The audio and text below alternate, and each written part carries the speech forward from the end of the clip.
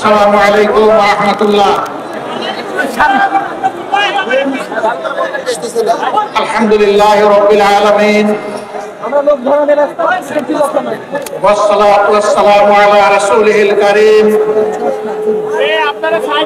وعلى آله وصحبه وأهل بيته أجمعين। বাংলাদেশ জামাত ইসলামী রাজশাহী জেলা এবং মহানগরী কর্তৃক আয়োজিত আজকের এই বিশাল কর্মী সম্মেলনের সম্মানিত সভাপতি বাংলাদেশ জামাত ইসলামী রাজশাহী মহানগরী শাখার সম্মানিত আমির, কেন্দ্রীয় কর্ম পরিষদের অন্যতম সদস্য, বিশিষ্ট শিক্ষাবিদ ডক্টর মৌলানা কেরামত আলী, বিশেষ অতিথি উত্তর জনপদের মাটি এবং মানুষের প্রিয় নেতা, বিশিষ্ট শিক্ষাবিদ, সাবেক সংসদ সদস্য, বাংলাদেশ জামাত ইসলামীর সম্মানিত নায়েবে আমির, মঞ্চে বসা কেন্দ্রীয় নেতৃবৃন্দ, বিভিন্ন বন্ধু সংগঠনের নেতৃবৃন্দ, আঞ্চলিক এবং স্থানীয় নেতৃবৃন্দ, শহীদ পরিবার সমূহের পরম শ্রদ্ধা গর্বিত সদস্যবৃন্দ, আমার সামনে উপস্থিত প্রিয় সহকর্মী বৃন্দ, সাংবাদিক ভাই এবং বন্ধুগণ, আল্লাহ সুবহানাহু ওয়া তাআলার শুকরিয়া আদায় করছি। দীর্ঘ 15.5 বছর যেই জাতির উপর একটি জগদ্দল পাথর, ফেসিবাদের পাথর চেপে বসেছিল, মহান রব্বুল আলামিন গেল বছরের 5 আগস্ট তাদের জুলুমের কবল থেকে এই জাতিকে মুক্তি দান করেছেন। আমরা মহান মাবুদের এই জাতির প্রতি এই মেহেরবানির জন্য হৃদয়ে নিংড়ানো শুকরিয়া আদায় করছি। আলহামদুলিল্লাহ। প্রিয় সম্মানিত সহকর্মী বৃন্দ, মহান আল্লাহ রাব্বুল আলামিন মেহেরবানি করে আমাদেরকে এই বাংলাদেশে পয়দা করেছেন। এই বাংলাদেশ দল, ধর্ম, গোষ্ঠী নির্বিশেষে এটি আমাদের সকলের বাংলাদেশ। আল্লাহ রাব্বুল আলামিন জানা অজানা অসংখ্য সৃষ্টি মানব জাতির কল্যাণের জন্য পয়দা করেছেন, আর মানুষকে পয়দা করেছেন তার নির্ভেজাল গোলামের জন্য। মানুষকে পয়দা করেছেন আল্লাহ তাআলার প্রতিনিধিত্ব করার জন্য। গোলামি সকল জাতি করে, কিন্তু প্রতিনিধিত্বের জন্য মানুষ ছাড়া অন্য কাউকে আল্লাহ তাআলা নির্বাচন করেননি। এটি মহান রবের পক্ষ থেকে মানব জাতির প্রতি এক বিরল উপহার, এক সম্মান, যেই সম্মান আল্লাহর অন্য কোন সৃষ্টির কপালে জুটেনি। এই মানব জাতি শুধু মানুষের কল্যাণের জন্য নয়, এই মানব জাতিকে আল্লাহ তাআলা সমস্ত সৃষ্টির কল্যাণে পয়দা করেছেন, সমস্ত সৃষ্টির শৃঙ্খলা বিধানের দায়িত্ব দিয়েছেন। এই জন্য প্রিয় নবী মুহাম্মদুর রাসূলুল্লাহ সাল্লাল্লাহু আলাইহি সাল্লাম রাব্বুল আলামিনের পক্ষ থেকে রাহমাতুল লিল আলামিন। আল্লাহ স্বয়ং রাব্বুল আলামিন আর তার প্রিয় নবীকে করেছেন সমস্ত সৃষ্টির জন্য রহমত। আল্লাহু আকবার। আমরা সেই নবীর উম্মত। এ আমাদের পরম সৌভাগ্য। যতদিন পর্যন্ত এই উম্মাহ এবং বিশ্ববাসী আল্লাহর আইন এবং রাসূল করিম সাল্লাল্লাহু আলাইহি সাল্লামের নেতৃত্বকে অনুসরণ করেছে। দুনিয়ার মানুষ সুখ, শান্তি, সম্মান, সমৃদ্ধি এবং সৌন্দর্যকে উপভোগ করেছে। যখনই আল্লাহর হুকুম থেকে মানুষ দূরে সরে গিয়েছে, রাসূল করিম সাল্লাল্লাহু আলাইহি সাল্লামের পথ ছেড়ে দিয়ে মানুষের মন গড়া পথ ধরেছে, সেই সমাজ এবং সেই জাতির কপালে অপমান, অপদস্থতা, লাঞ্ছনা এবং নির্যাতন নেমে এসেছে। বাংলাদেশ শতকরা 91% মুসলমান অধ্যুষিত দেশ। এর মানে এই নয় যে মুসলমানরা ছাড়া কেউ এই দেশে আর শান্তিতে বসবাস করতে পারবে না। মুসলমানরা ছাড়া কেউ এই দেশে সম্মানের সাথে থাকতে পারবে না। মুসলমান ছাড়া কেউ এই দেশে তাদের নাগরিক অধিকার ভোগ করতে পারবে না। বরঞ্চ ইসলাম সমস্ত মানবতার জন্য সব অধিকারের একমাত্র গ্যারান্টি। এটি আমার কথা নয়, এটি স্বয়ং আল্লাহ রাব্বুল আলামিনের কথা। আল্লাহ তাআলা কালামে হাকিমের শেষ যে আয়াতটি নাজিল করেছেন মেহেরবানি করে, মিনার ময়দানে রাসূল করিম সাল্লাল্লাহু আলাইহি ওয়াসাল্লামের জীবনের শেষ হতে আইয়ামে তাশরিকের সময়ে সেই আয়াত দ্বারা আল্লাহ তাআলা বিশ্ববাসীকে এই নিয়ামতের কথা স্মরণ করিয়ে দিয়েছেন। সূরা মায়েদার ৩য় আয়াত একটি লম্বা আয়াত। এই আয়াতের অংশ বিশেষ আল্লাহ তাআলা স্পষ্ট করে বলেছেন, আল-ইয়াওমা আকমালতু লাকুম দীনাকুম ওয়া আতমামতু আলাইকুম নি'মাতি ওয়া রাদিতু লাকুমুল ইসলাম দীনা। আজ আমি তোমাদের জন্য আমার দিনকে পূর্ণ করলাম, কামেল করে দিলাম। ওয়া আতমামতু আলাইকুম নি'মাতি, আর আমার পক্ষ থেকে তোমাদের জন্য যত নিয়ামত, সব কিছুর ভান্ডার এই দিন, এই ইসলাম, এই কোরআনকে বানিয়ে দিলাম। ওয়া রাদিতু লাকুমুল ইসলাম দীনা, আল্লাহ সন্তুষ্ট চিত্তে চয়ন করে নিয়েছেন, নির্বাচিত করেছেন তোমাদের জীবনযাপনের ব্যবস্থা হিসাবে একমাত্র ইসলামকে। অন্য আয়াতে আল্লাহ তাআলা বলেছেন, ইন্নাদ দীনা ইনদাল্লাহিল ইসলাম, আল্লাহ তাআলার কাছে গ্রহণযোগ্য জীবন ব্যবস্থা হচ্ছে ইসলাম। বর্তমানে দুনিয়ায় বিভিন্ন ধরনের মতবাদ চালু আছে, কোথাও সমাজতন্ত্র, কোথাও ধর্ম নিরপেক্ষতা, কোথাও পুঁজিবাদ, কোথাও আবার আছে ফেসিবাদ। এগুলা সব মানুষের গড়া। আমরা এখানে যারা বসে আছি, আসমানের নিচে জমিনের উপরে যারা বসবাস করে, শুধু মানুষ নয়, সমস্ত সৃষ্টি, তাদেরকে কে সৃষ্টি করেছে? কে করেছেন? তার সৃষ্টিতে তার সাথে আর কেউ শরীক আছে? তাওহীদের মালিক আল্লাহ রাব্বুল আলামিন একাই সৃষ্টি করেছেন। তো যিনি সমস্ত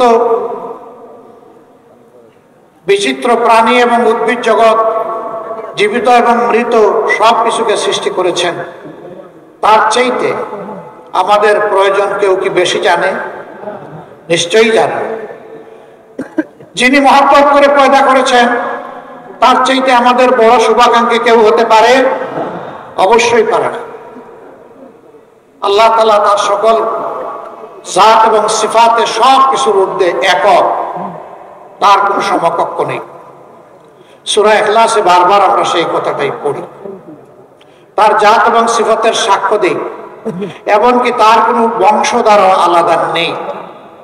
সকলেই তার গোলাম, সকলেই তার বিনীত প্রজা। আল্লাহ তাআলার উলুহিয়তে, রুবুবিয়তে, আল্লাহ তাআলার কুদরতে কারো সামান্যতম কোনো অংশীদারিত্ব নেই। বাংলাদেশ জামাতে ইসলামী সেই আল্লাহকে একমাত্র মালিক হিসাবে কবুল করেছে।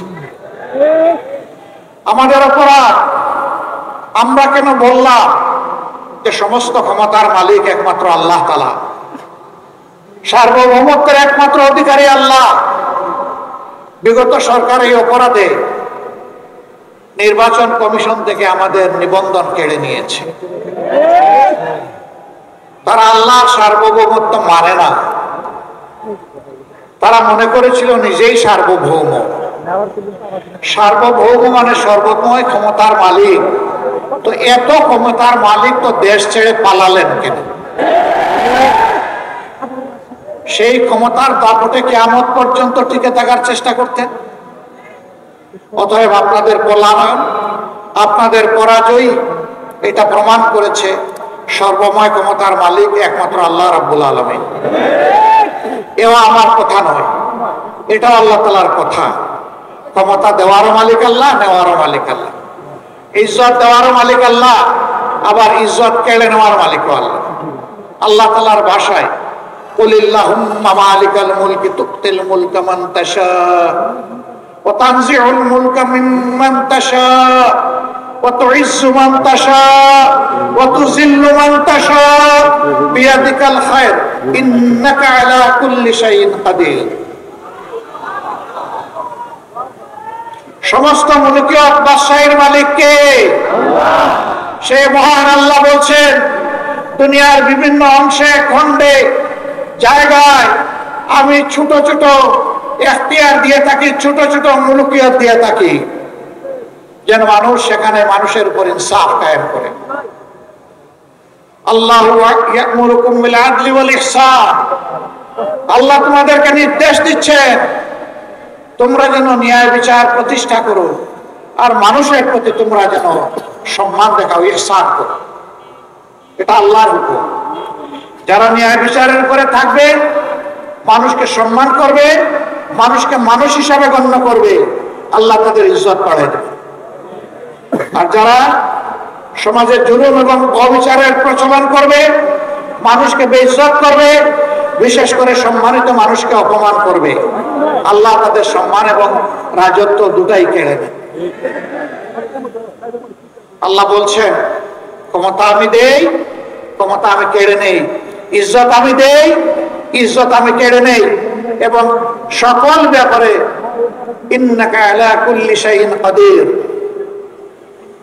তোমাদের জন্য আল্লাহই হচ্ছেন সমস্ত ক্ষমতার মালিক। কুদরত তার হাতে, শক্তি তার হাতে। আমরা আল্লাহর শক্তিতে বলিয়ান একটা জাতি গঠন করতে চাই ইনশাআল্লাহ। যেই জাতি আল্লাহ তাআলার শক্তির আলোকে আলোকিত হবে, সেই জাতি হবে সাহসী জাতি, বীরের জাতি। সেই জাতি আল্লাহ ছাড়া আর কারো কাছে মাথা নত করবে না। আলহামদুলিল্লাহ, মুমিনরা দুনিয়ায় কোথাও আল্লাহ ছাড়া কারো কাছে মাথা নত করে নাই। এই করেনি বলেই গত 15.5 বছর বিশেষ করে আলিম উলামা, মুমিন মুমিনা, হুফাজ, আইতাম, এদের উপর বিগত সরকার তাণ্ডব চালিয়েছে। শুধু জামাতে ইসলামী না, হ্যাঁ, জামাতে ইসলামের 2 জন আমির সহ, 1 জন সেক্রেটারি জেনারেল সহ, 3 জন নায়েবে আমির সহ, 2 জন অ্যাসিস্ট্যান্ট সেক্রেটারি জেনারেল এবং 1 জন নির্বাহী পরিষদ সদস্য সহ 11 জন দায়িত্বশীল নেতাকে আমাদের বুক থেকে কেড়ে নিয়েছে। অন্যায়ের প্রতিবাদ যারা করেছে, শত শত আমাদের সহকর্মীকে তারা খুন করেছে, অসংখ্য ভাই বোনকে গুম করেছে, পঙ্গু করেছে, আহত করেছে, তাদের চাকরি কেড়ে নিয়েছে, পিঠামাটি থেকে উচ্ছেদ করেছে, তাদের ব্যবসা তছনছ করে দিয়েছে, কাউকে দেশেও থাকতে দেয়নি। হাজারো মামলায় লাখো সহকর্মী ভাই বোনদেরকে দফায় দফায় জেলে নিয়েছে। আমি একটু দেখতে চাই আজকে এখানে যারা হাজির, যারা কমপক্ষে একবার স্বৈরাচারিণী হাসিনার সময় জেলে গিয়েছেন, তারা একটু হাত তুলে। আমার কথা আপনারা বুঝেছেন? যারা কমপক্ষে একবার জেলে গিয়েছেন তারা হাত তুলে। বিপুল সংখ্যক মানুষের হাত। এবং আমি বিশ্বাস করি এখানে যারা বসে আছেন তাদের সকলেই জেলে গিয়েছে। তারা কি চুরি করেছিলেন, রাহাজারি করেছেন, মানুষ খুন করেছেন, হত্যা করেছেন, গুম করেছেন, নারীর শ্লীলতাহানি করেছেন? কিছুই করেননি। তাদের অপরাধ তাহলে কি ছিল? ওমা নাকামু মিনহুম ইল্লা আইয়ুমিনু বিল্লাহিল আজিজিল হামিদ। তোমাকে ডিম বেলের কাজ দিয়েছে নাকি? তাওহীদবাদী একদল মানুষ আরবের নাজরানে ছিল। মুশরিকরা তাদেরকে আগুনে গর্তে নিক্ষেপ করে হত্যা করেছিল। যাদেরকে হত্যা করেছিল তাদেরকে বলা হয় আসহাবুল উখদুদ। আল্লাহ তাআলা সেই গর্তগুলো আমার দেখার সুযোগ করে দিয়েছিলেন। হাজার বছর আগের স্মৃতি এখনো সেই এলাকা বহন করে চলছে। সেখানে গিয়ে দেখলাম যাদেরকে হত্যা করেছিল পুড়িয়ে, তাদের শরীরের হাড়গুলো এখনো বিভিন্ন অংশে ছড়াই আসছে। আল্লাহ তাআলা তাদের ব্যাপারে এই আয়াতটি নাযিল করেছিল। স্বৈর শাসক তাদেরকে বলেছিল এক আল্লাহ মানলে চলবে না, অমুককে অমুককে আল্লাহ মানতে হবে, ইলা মানতে হবে। তারা বলেছিল না, আমরা আল্লাহ এবং ইলা একজনই মানব, দ্বিতীয় কাউকে স্বীকার করব না। এই জন্যই তাদের উপরে ঝাল মিটিয়েছিল। যারা মিটিয়েছিল ইতিহাসে তারা নিশ্চিহ্ন হয়ে গিয়েছে, অপদস্থ হয়ে। যাদেরকে আগুনে ফেলে হত্যা করেছিল আল্লাহ তাদেরকে কবুল করেছেন শহীদ হিসাবে। বাংলাদেশেও যাদেরকে খুন করা হয়েছে শুধু আল্লাহর জন্য, আল্লাহর দিনের জন্য, হক কথা বলার জন্য, মানুষের কল্যাণে কাজ করার জন্য, মহান মওলার দরবারে আরজ হে রব্বুল আলামিন, তুমি তাদেরকে মর্যাদাবান শহীদ হিসাবে কবুল। আমিন। অনেকে জিন্দা শহীদ হয়ে আছে, হাত পা টুকরা টুকরা, দুটি নয়ন নষ্ট করে দিয়েছে, একটা চোখ ক্ষতিগ্রস্ত হয়েছে। আমাদের নেতৃবৃন্দকে ফাঁসির রশিতে ঝুলানো হয়েছে, বাকিদেরকে মৃত্যুর দিকে ঠেলে দেওয়া হয়েছে। আমরা এত ব্যথিত করি, আমরা আল্লাহর দরবারে শুকর গুজার করি যদি আমাদের বাগানের এই শ্রেষ্ঠ ফুলগুলোকে আল্লাহ তাআলা শহীদ হিসাবে কবুল করেন। হে আল্লাহ, তুমি তোমার জান্নাতের বাগানের ফুল হিসাবে এগুলোকে কবুল করো। আমিন। শুধু জামাতে ইসলামী নয়, ইসলামের জন্য, মানবতার জন্য যারাই জীবন দিয়েছেন আল্লাহ যেন তাদের সকলকে শহীদ হিসাবে কবুল করেন।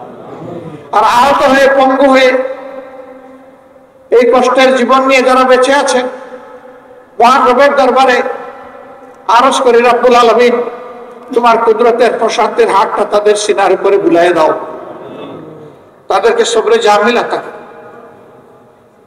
সর্বশেষ 15.5 বছর একটানা খুন গুমের সংস্কৃতি চালিয়ে ওদের পিপাসা নিবারণ হয়নি।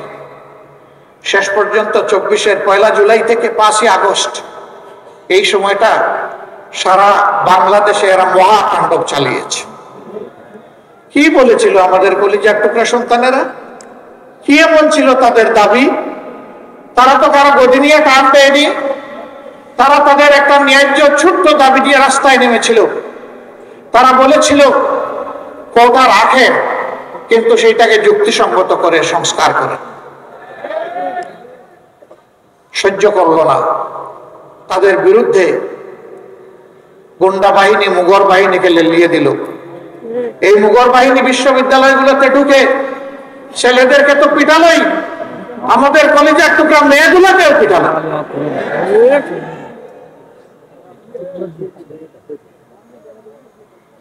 সম্মানিত ভাইয়েরা, এরপরেও শেষ নাই, তারপরে ফায়ার ওপেন করলো। যাদের উপর গুলি করা হলো এরা যেন মানুষ নয়, এরা যেন বন জঙ্গলের পশু, পশু শিকার করে গুস্ত খাবে, এইরকম মানসিকতা।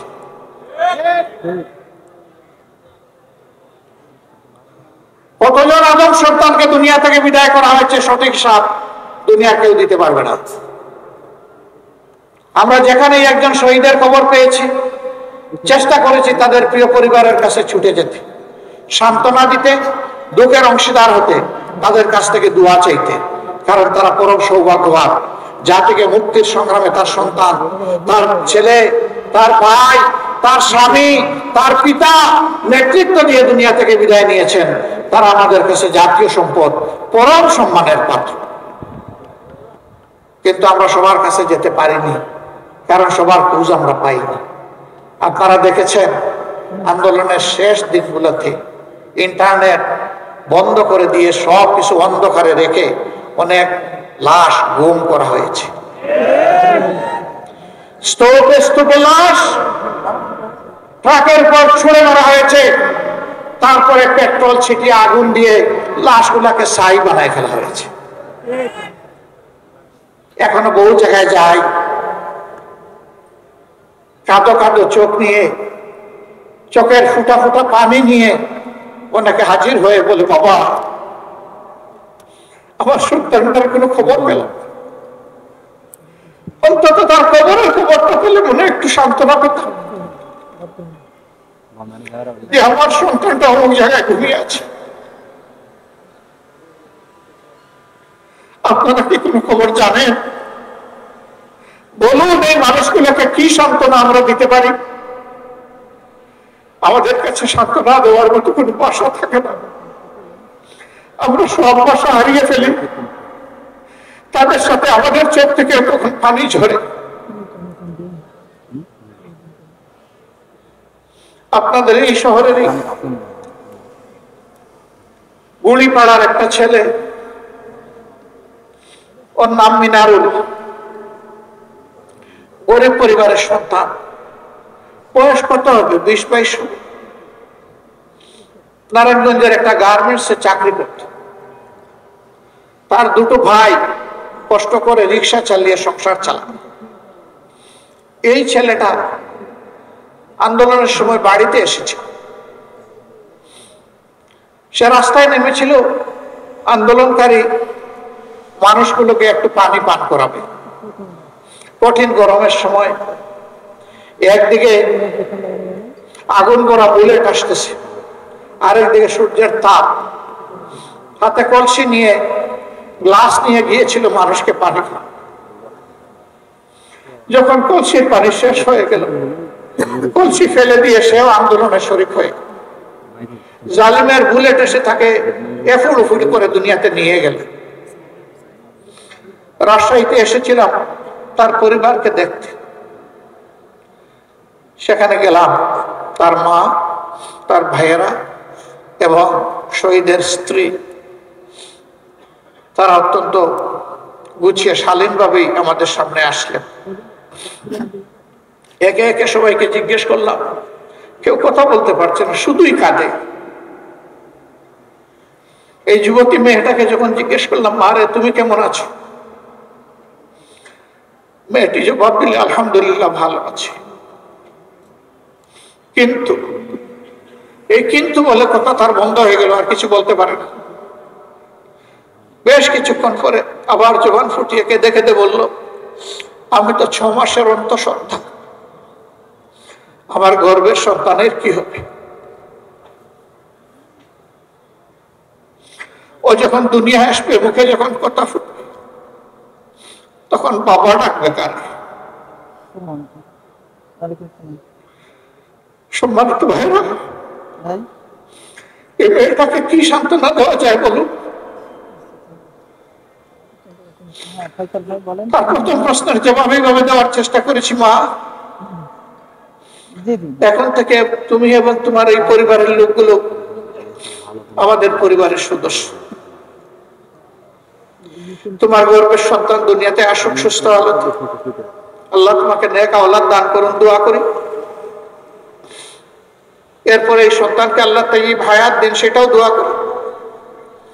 ও যতদিন বড় না হবে, উপার্জন করার উপযুক্ত না হবে, মানুষের মতো মানুষ না হবে, ততদিন পর্যন্ত আমাদের সন্তান সন্ততি, আমাদের নাতি নাতনিরা যেভাবে বেড়ে উঠবে, যেভাবে শিক্ষা পাবে, যেভাবে খাবে, যেভাবে পড়বে, ইনশাল্লাহ তোমরাও সেভাবে থাকবা।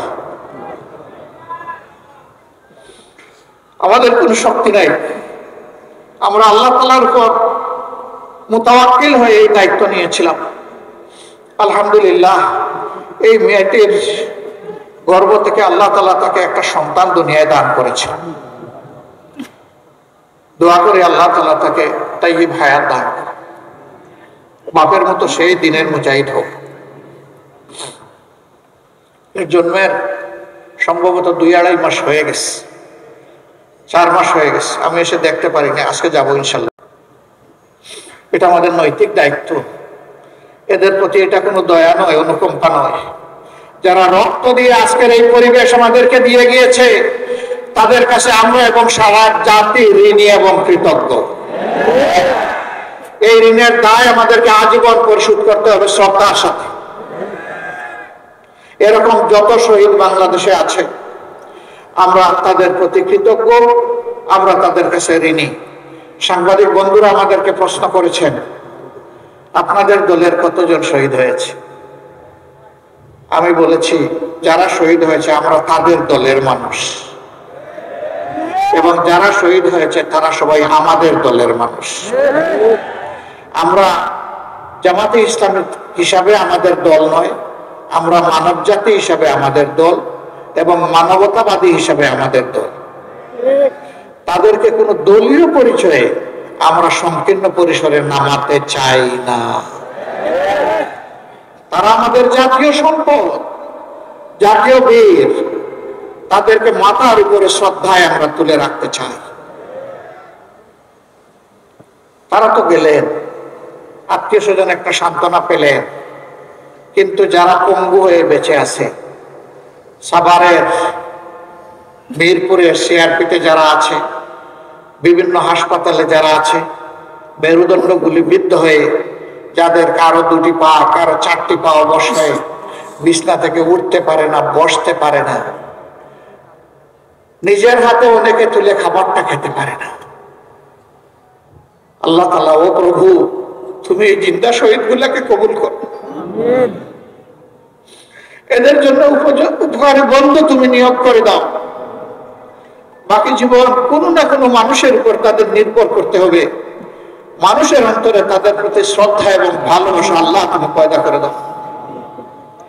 এরা বন্ধু আমাদের মানবিক জ্ঞান বলে। আল্লাহ তো মুর্দাকেও জিন্দা করতে পারেন, অসুস্থতায় সুস্থতার নিয়ামত দিতে পারেন, কিন্তু আমাদের মানবিক জ্ঞানে বলে এরা আর কখনো জীবনে উঠে বসতে পারবে না, হাঁটতে পারবে না। আবার আমাদের কলিজার টুকরা বুকের সন্তান, গুলি করে অনেকের 2টা চোখ বন্ধ করে ফেলা হয়েছে, দেখে না।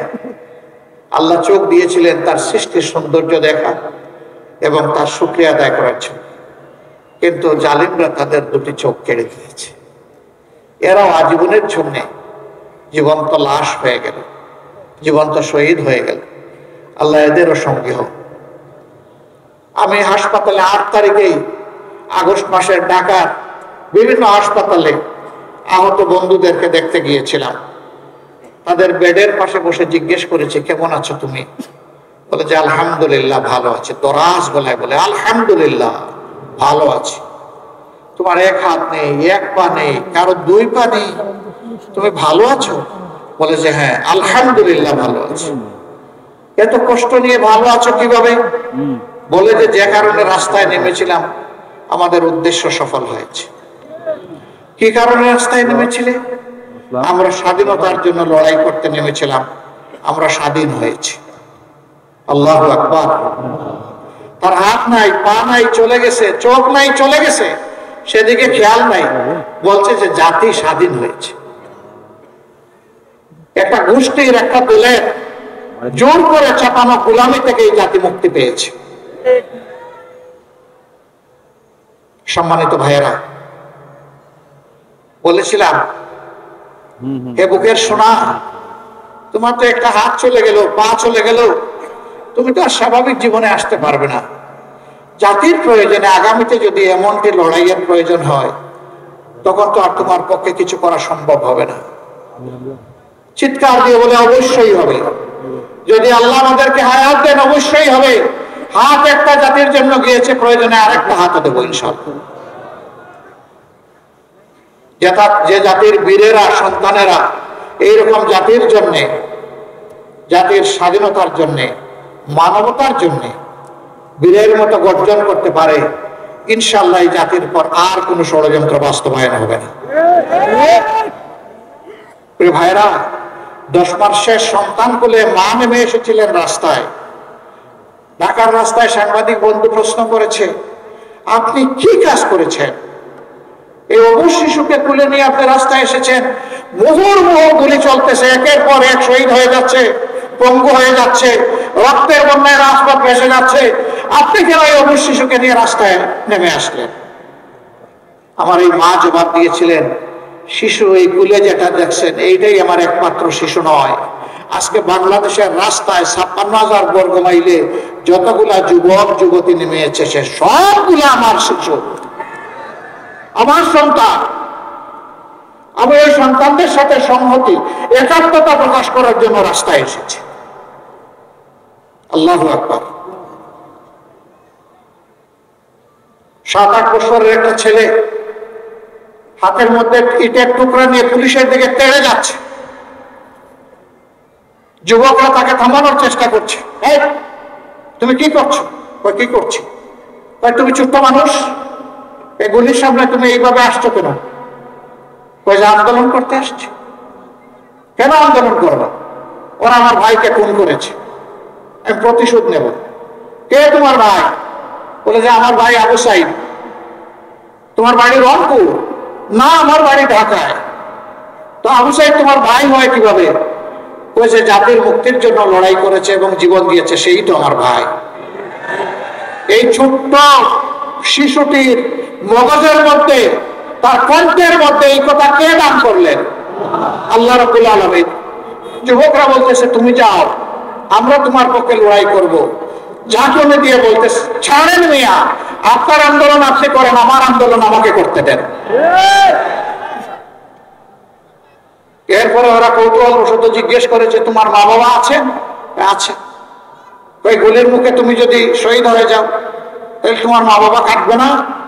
না, আজকে ঘর থেকে বের হওয়ার সময় মা বাবাকে চুমু দিয়ে বলেছি আমি যদি শহীদ হয়ে যাই আমার জন্য তোমরা দুঃখ করো না, আমার জন্য তোমরা কেঁদো না। আল্লাহু আকবার। আল্লাহ তাআলার কাছে আরজ করে রব্বুল ইজ্জত এই জাতির মায়েদের গর্ভে এই ধরনের বেশি বেশি করে বীর সন্তান তুমি জন্ম দাও, এরা যেন জাতির পাহারাদার হতে পারে। সম্মানিত ভাইয়েরা, এই দেশে অনেকে শাসন করেছেন, আগামীতে হয়তো আল্লাহ যাদেরকে পছন্দ করবেন তারা এই জাতির খেদমতের দায়িত্ব পালন করবেন। আমাদের সন্তানেরা এত এত রক্ত কেন দিল, জীবন কেন দিল, পঙ্গু কেন হলো? তারা চেয়েছে সমাজ থেকে সব ধরনের দুঃশাসন এবং দুর্নীতির কবর রচনা হোক। 5 তারিখের পরে রাজশাহী, যেটাকে এডুকেশন ভিলেজ বলা হয়, শিক্ষার গ্রাম, অসংখ্য শিক্ষা প্রতিষ্ঠান আলহামদুলিল্লাহ এখানে আছে। এটা আল্লাহর এক নিয়ামত। আমি আশা করি 5 তারিখের পরে রাজশাহীতে কোনো চাঁদাবাজি হয় না। রাজশাহীতে কোনো চাঁদাবাজি হয় না। এখানকার মানুষ ভদ্র, এখানকার মানুষ বিনয়ী, এখানকার মানুষ সৎ। কেউ চাঁদাবাজি এখানে করে না, ঠিক না? এখানেও চাঁদাবাজি হয়, এখানেও ফুটপাত দখল হয়, হাট বাজার, বালুমহাল, জলমহাল, বিভিন্ন যানবাহনের স্ট্যান্ড, সবগুলাতে দখলদারি হয়। তাহলে আমাদের এই শহীদদের রক্তের প্রতি এইটাকে ভালোবাসা, এটাকে সম্মান। এই কাজ যারা করেন বিনয়ের সাথে তাদেরকে অনুরোধ করে এই কাজটা ছেড়ে দেন, মেহরবানি করে এই কাজটা করবেন না। আমাদের শহীদদের আত্মা কষ্ট পাবে, মানবতা অপমানিত হবে, লাঞ্ছিত হবে। বন্ধু এই কাজটা ছেড়ে দেন ভাই, আল্লাহর রাস্তায় এই কাজগুলা ছেড়ে দেন, এই কাজ আর করবেন না।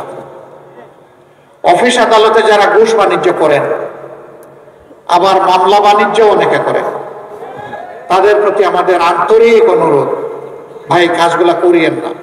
আমাদের শহীদদের আত্মা কষ্ট পাবে। আর আমাদের জীবন্ত সন্তানেরা যারা শহীদ হওয়ার নিয়ত করে ঘর থেকে বের হয়ে রাস্তায় সেদিন লাখো লাখো সন্তান, কোটি কোটি সন্তান নেমেছিল, তারা অন্তরে বড় কষ্ট পাবে। তাদেরকে কষ্ট দেবেন না মেহেরবানি। তবে যদি আমাদের এই বিনয়ী অনুরোধ কেউ না মানে, তাহলে তাদের জেনে রাখা উচিত যুদ্ধ আমাদের শেষ হয়নি। আমাদের সন্তানেরা স্লোগান দিচ্ছে এখনো, আবু সাইদ মুগ্ধ, শেষ হয়নি যুদ্ধ। আপনারা আমার সাথে বলবেন, আবু সাইদ মুগ্ধ, লড়াই চলবে ইনশাআল্লাহ। কতক্ষণ? যতক্ষণ না ইনসাফ এই জমিনে কায়েম হয়। আর ইনসাফ কায়েমের গ্যারান্টি একমাত্র আল কোরআন দিতে পারে, আর কিছুই দিতে পারে। এই কোরআনিক শাসন সকল ধর্মের, সকল দলের, সকল বর্ণের মানুষের জন্য একমাত্র ইজ্জতের গ্যারান্টি। এই কোরআনের শাসন কায়েমের মধ্য দিয়ে একটা মানবিক বাংলাদেশ আমরা করতে চাই, দুর্নীতি এবং দুঃশাসন মুক্ত বাংলাদেশ করতে চাই। অন্য ধর্মের ভাইদেরকে আমরা আমাদের ভাই হিসাবে দেখি, কারণ একই আদম এবং একই হাওয়া আলাইহিস সালামের আমরা বংশধর। শয়তান আমাদেরকেও ধোঁকা দেয়, অনেককেই ধোঁকা দেয়। শয়তানের ষড়যন্ত্র করে অনেকে তার প্রভুকে ভুলে যায়। আমাদের রূপ, আমাদের উৎস, আমাদের মূল এক জায়গায়। আমরা মানুষকে ঘৃণা করি না, হিংসা করি না। আমরা মানুষকে মানুষ হিসাবে সম্মান করি।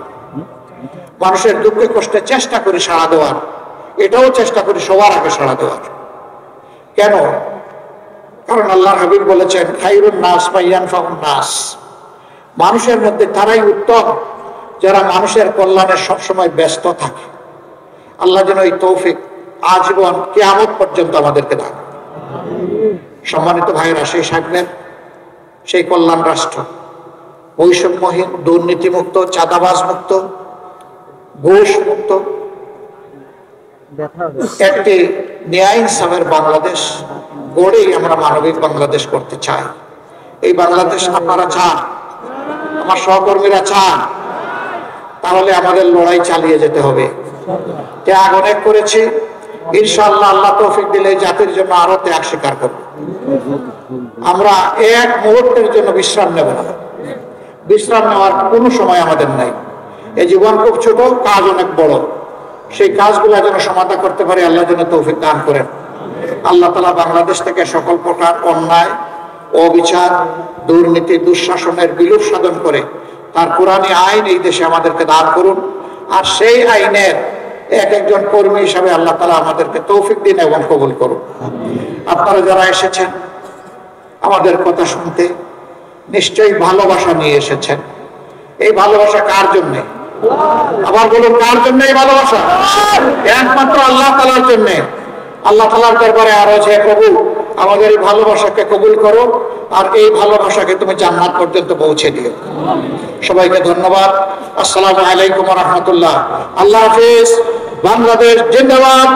বাংলাদেশ জামাত ইসলামী জিন্দাবাদ।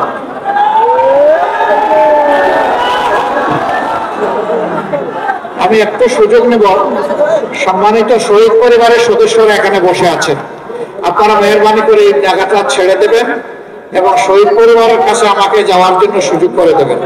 আসসালামু আলাইকুম।